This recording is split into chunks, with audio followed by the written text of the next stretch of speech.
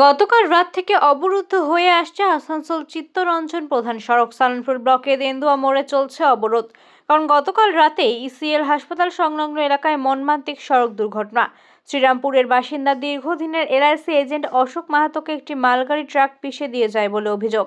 হাসপাতালে নিয়ে যেতেই তার আগে মৃত্যু হয় তার। এরপরে ক্ষুব্ধ স্থানীয়রা প্রথমে দেন্দুয়া কল্যাণেশ্বরী রোড, পরে আসানসোল চিত্তরঞ্জন রোডের ওপর অবরোধ শুরু করে। দাবি, মৃতের পরিবারকে অবিলম্বে 20 লক্ষ টাকা ক্ষতিপূরণ এবং পরিবারের 2 জনকে চাকরির ব্যবস্থা করতে হবে। যদিও ঘটনাস্থলে সালানপুর পুলিশের পদস্থ আধিকারিকেরা উপস্থিত থেকে স্থানীয়দের অভিযোগ, প্রশাসনের কোনো উচ্চপদস্থ আধিকারিকেরা হস্তক্ষেপ তারা পাচ্ছেন না।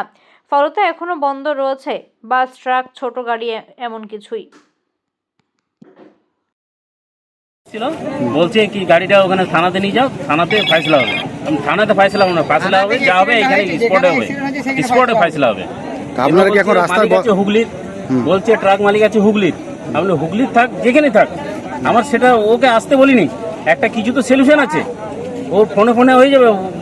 পুলিশদের সাথে তো ওর কথাবার্তা হয়। যখন এই গাড়িটা চলে যাবে থানাতে, থানাতে যাওয়ার পরে কোনো সলিউশন নেই। ওদের কথাবার্তা হবে, এত টাকা নিয়ে নেওয়া, হ্যাঁ ছেড়ে দাও, ঠিক আছে, সলিউশন হয়ে যায়। আপনারা এখন কি চাইছেন?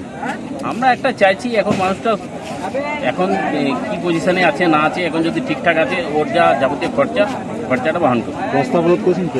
হ্যাঁ, আপনার রাস্তা অবরোধ করেছেন? হ্যাঁ, রাস্তা অনেক কিছু বন্ধ নেই। আচ্ছা, দেখা যায় এরকম ঘটনা ঘটছে, কারণ নেতা ঠিক নাই, নেতা টাকা গেল পকেটে ঢুকাচ্ছে, রোড বানাবে তোমার না কি কারণ? আমাদের রোড ঠিক নেই, ঠিক আছে, রাস্তা ঠিক নেই, ঠিক আছে। আমাদের এখানে পার্টি পলিটিক্স আছে, পার্টিরা টাকা খাচ্ছে, লেকিন কোনো কাজ দেখছে না। প্লাস থানা, সালানপুর থানাও ও টাকা খেয়েই যাচ্ছে, গাড়ি কালেকশন করছে, ভর্তি গাড়ি, লোড গাড়ি, হাত দেখাবে। এই তো এখানে সামনে মা কালী কাটার কাছে একটা দাঁড়াবে, একটা এই রান্ডি কালী মন্দিরের কাছে দাঁড়াবে, আর একটা এই সাইডে দাঁড়াবে। তিন সাইডে দাঁড়ায়। এই সাইডে রেল গেটটা কাছে, সালানপুর রেল গেটটা কাছে দাঁড়াবে, হাত দেখাবে, টাকা কালেকশন করবে, বাস গাড়ি ছেড়ে দিল। এইদিকে সেম অবস্থা, কল্যাণশ্বরী রোডে, এইদিকে তোমার চিত্তরঞ্জন রোডে সেম অবস্থা। ওদের টাকা কালেকশন করা, রোড কি হচ্ছে না হচ্ছে ওটা দেখার কোনো ইয়ে নাই। যার লেগেছে তার কি নাম? অশোক মাহাতো। কত বছর বয়স হবে? 52। কোথায় বাড়ি ওর? শ্রীরামপুর গ্রামে। ওকে কি এখন হাসপাতালে ওর নিয়ে দুটো মেয়ে,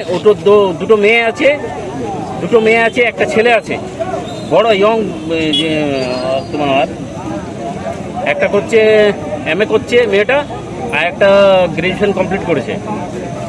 ঠিক আছে, ছেলেটা নতুন এই রিসেন্টলি একটা এখানে শিব মন্দির কাছে একটা নতুন দোকান করে দিয়েছে, ছোট মোটো এই পানগুন্ডির মতন। পুলিশের যে টাকা তোলাটা বলেন, এটা কোন পুলিশ? এখানে কারা তোলে টাকা? সালানপুর আর কি বলে আপনার লেট ব্যাংকে ফাঁড়ি, সালানপুর ফাঁড়ি, এই সালানপুর থানা দুটো সব পুলিশই থাকে।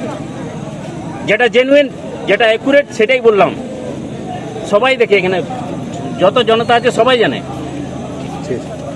অ্যাক্সিডেন্ট হয়েছে কাল রাত থেকে আছে এখানে, কিন্তু কোনো বিচার হয়নি।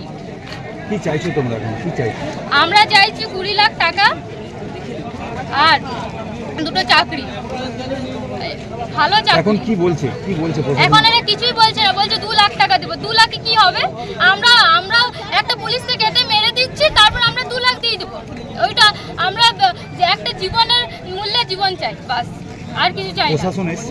না, কেউ আসেনি এতক্ষণ থেকে, 14 ঘন্টা হয়ে গেল, শুধু দেখছে। কেউ কিন্তু দিদি ভোট পাবে না, কিন্তু সবাই ভোট করে বলছি আমরা। ভোটের বেলা আসে তখন একদম বাড়ি বাড়ি এসে ছেড়ে দেয়, আর এখন হবে না। কি হচ্ছে এটা? বানাই সবাই ঘর ঢুকে বেড়াবে, আর এখন এত ফোন হয়ে গেল, বিধানদার কোনো ইয়ে নাই। দিদির আমার 1000 টাকা দরকার নেই, 1000 টাকা চাই না আমরা, আমাদের বিচার চাই।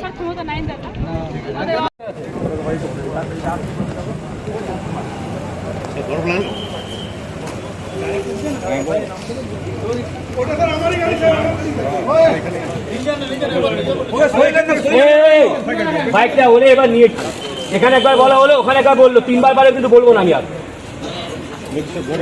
কিছু করেননি বলে এটা মনে করেন না যে এখানে এখনো পর্যন্ত আমি দেখবো।